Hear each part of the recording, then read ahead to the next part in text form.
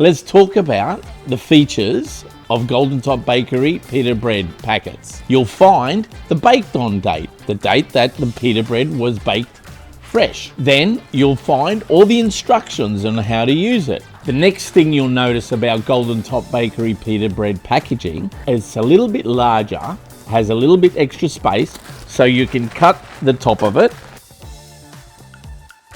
so you can remove the pita bread easily.